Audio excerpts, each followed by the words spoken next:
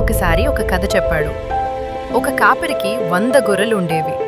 ప్రతిరోజు అతడు వాటిని కొండల మీద, పొలాల మీద నడిపించి జాగ్రత్తగా చూసుకునేవాడు. గొర్రెలు అతడి స్వరాన్ని వినేవి. అతడు ప్రతి ఒక్కదానిని ప్రేమతో చూసుకునేవాడు.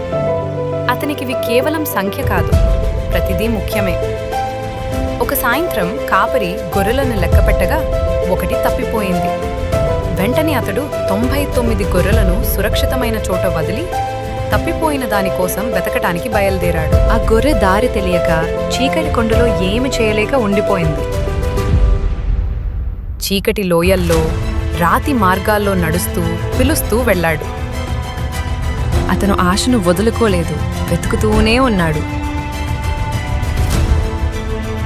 చివరికి తప్పిపోయిన గొర్రె అలసిపోయి భయపడి ఉంది. కాపరి ఆ గొర్రెను భుజం మీద వేసుకుని ఆనందంతో ఇంటికి తీసుకొచ్చాడు. తన గొర్రె దొరికింది అని చాలా సంతోషించాడు. దేవుడు కూడా ఇలాగే భావిస్తాడు. ఒక తప్పిపోయిన మనిషి దేవుని వైపు తిరిగితే పరలోకంలో అంతా ఆనందంతో ఉత్సవం చేస్తారు. మరచిపోకు, యేసు నీకోసం వెతుకుతున్నాడు, నీ గురించే ఆలోచిస్తున్నాడు.